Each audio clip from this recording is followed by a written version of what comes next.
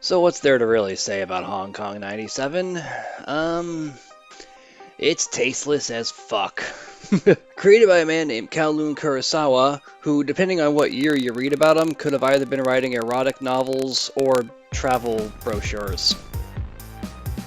Yeah, it's a fucking wide gap. Which one is it, Wikipedia? It's slated to be a satire of the video game industry at the time, but set heavily in politics regarding the transfer of Hong Kong from British colonial rule.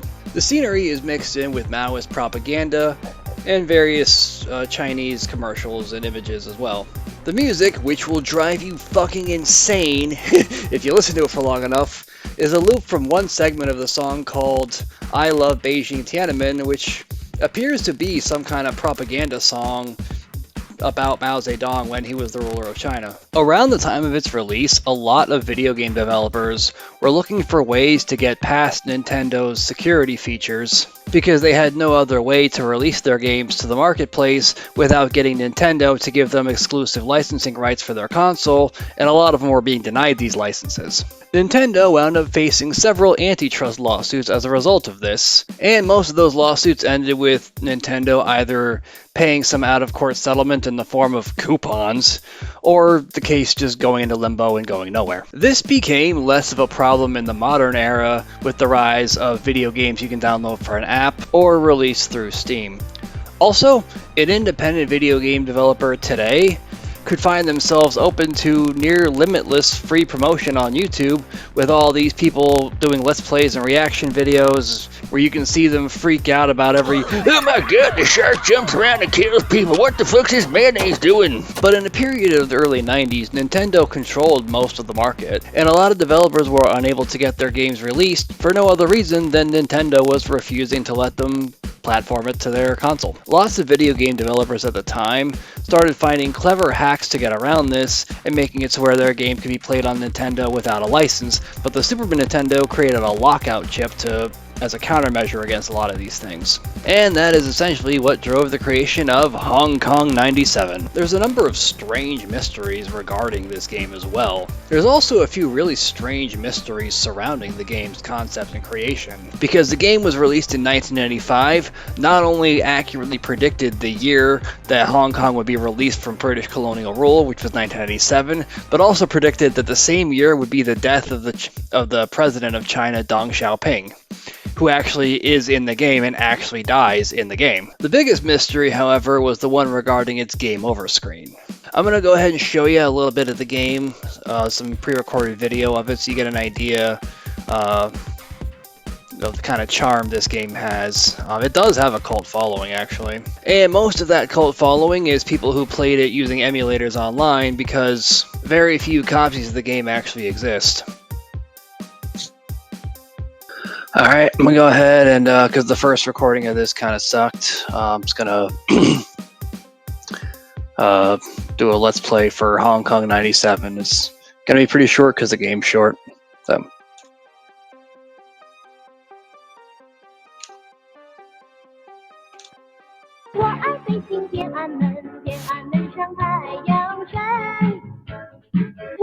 We will sell all your original SNES games.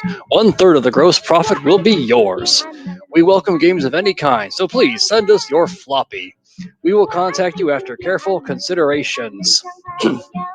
Yeah, obviously this game's dated. The reason why it says send us your floppy is because that's how they actually got past Nintendo's lockout chip for this game, was there was some kind of machine or something you could hook up to the Super Nintendo and insert a floppy disk and play it that way. That's how they got past it with this particular game. Like I said, they got pretty creative with how they, got past what Nintendo would have perceived as a security measure to stop unlicensed game from being released, but realistically, it was more of an antitrust related issue. Would you like to sell our products at your store? Fuck yeah, I would. This is the only product they ever made, by the way, guys. They never made any other game besides this. And the guy who created it wasn't even really a computer programmer. He was like a journalist, I think. I read somewhere that he wrote that he went on to write erotic novels after he did this, but that may have been some kind of nomenclature confusion. Honestly, I'm not sure if he actually did that. We are looking for dealers worldwide. We will heavily discount orders for more than 50 pieces. Please ask us for the details. Yeah, okay, some details. What the fuck are you gonna discount 50 pieces of? I mean, are you pirates or something? Arr, 50 pieces of silver. Okay, he either speaks English or he just put that there as a joke. It's not actually clear with some of this which one it actually is, though. But like I've seen interviews with him in Japanese. He might not speak English. But Happy Software Ltd. And then that is probably the apartment he lived at the time in Japan. I don't think he lives there anymore. Like I said, this was 1995. Please don't reach out to this guy or try to find that address. Like, pretty sure the guy's sick. Yeah, the guy actually said in interviews he's sick of being asked about this game because he thought it was so stupid.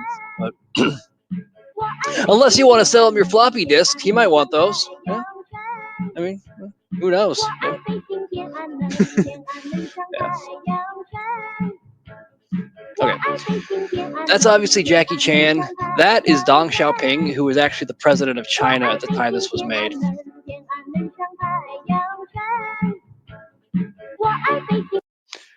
The year 1997 has arrived. A herd of fucking ugly reds are rushing from the mainland. Yep.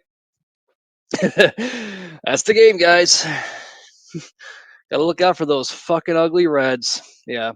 I guess what he meant was like, after, Hong Kong was released from British colonial rule, that just Chinese people started moving in, and the creator, going off this, I don't think he approved of this mass immigration of Chinese people. So sorry, I know that sounds racist, but that wasn't me. That was Kurosawa that put this in there. So,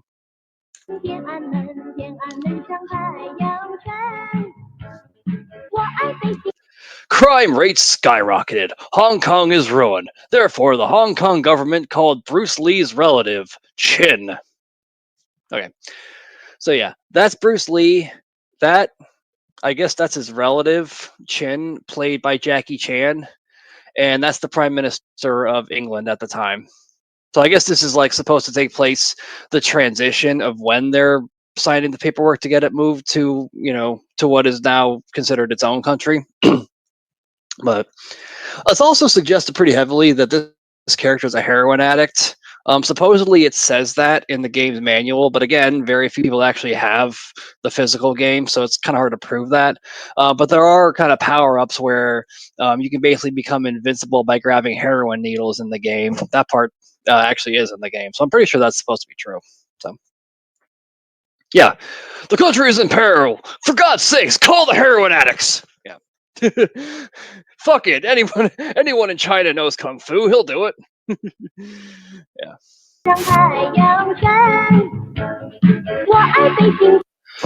For the massacre of the Reds, Chin is a killer machine. Wipe out all 1.2 billion of the Red communists. And at the time that this game was released, 1.2 billion was the entire population of China. So yeah, that's the game's objective, everyone. Wipe out the entire nation of China. Yep, that's the game.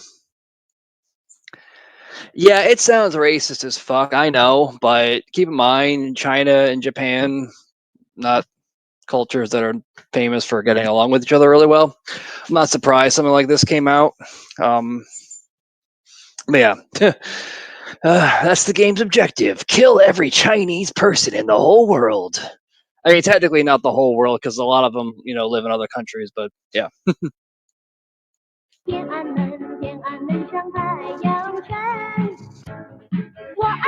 However, in mainland China, there was a secret project in progress, a project to transform the deceased Deng Xiaoping into an ultimate weapon. Yeah.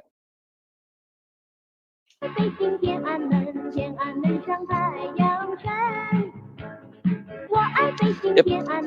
And then, yeah. skip through this real quick into the gameplay.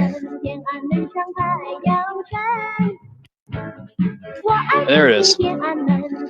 That's the game, folks. And now I'm dead, and here's the game over screen. And right here is where the mystery came from. Because you could probably tell just as easily as I can that this is likely a picture of a guy who actually died on that day. So where the fuck did this picture come from? Like I said, this mystery had been solved a couple of years ago.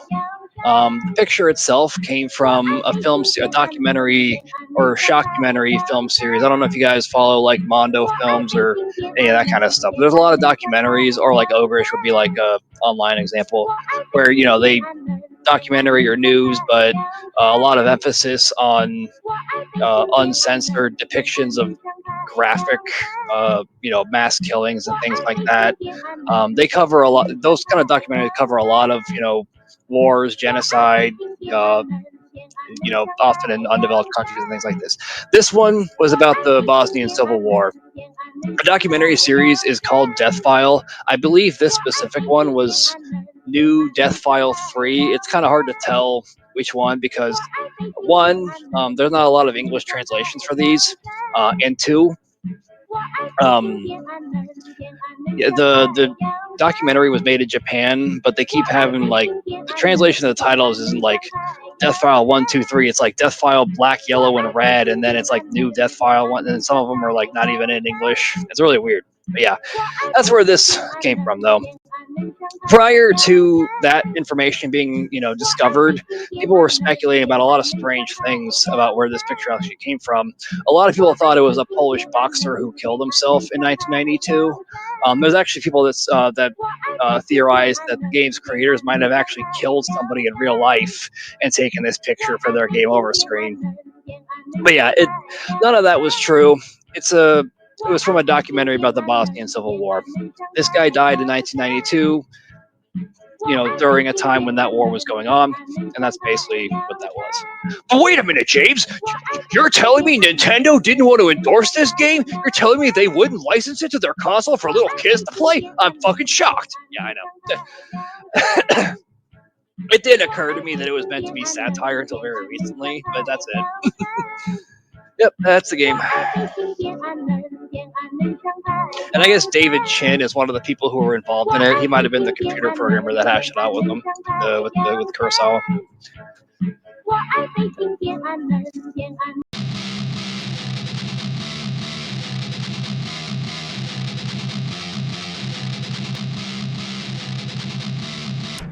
Oh, but the insanity doesn't end there. Remember earlier when I said that this game predicted the actual year that Deng Xiaoping, the acting president of China at the time, died in?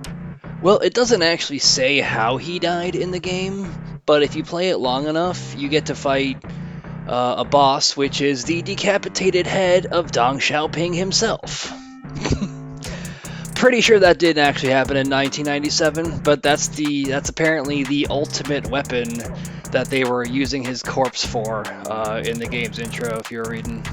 Okay, so while I'll admit this game is tasteless as fuck, I actually do find it to be pretty amusing. I guess I'm part of that cult that is the cult following of this game.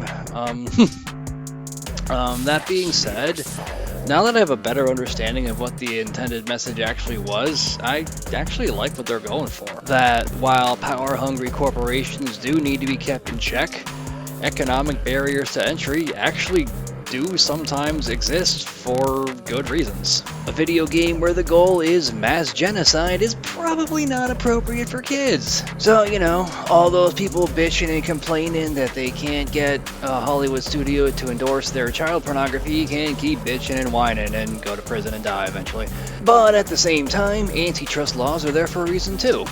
When a single company is allowed complete control over the entire industry, it typically benefits that company more than it benefits their consumers or anybody else, often in ways that lead them to make decisions that they take no accountability for. So industry regulations, like many other walks of life, seem to be situations where it's best to take the middle path, instead of taking one of two extremes. So says Buddha. Okay, I don't know if Buddha actually said. I think Buddha did say that actually, or Siddhartha said that, or someone said. I don't know who the fuck said that. I'm not. Yeah. Well, that's it, folks. That's Hong Kong 97, a game many say is so bad it's good. And while the game's creator seems to hate its popularity, many have demanded a sequel, which he has apparently considered, and even went as far as making promotional material.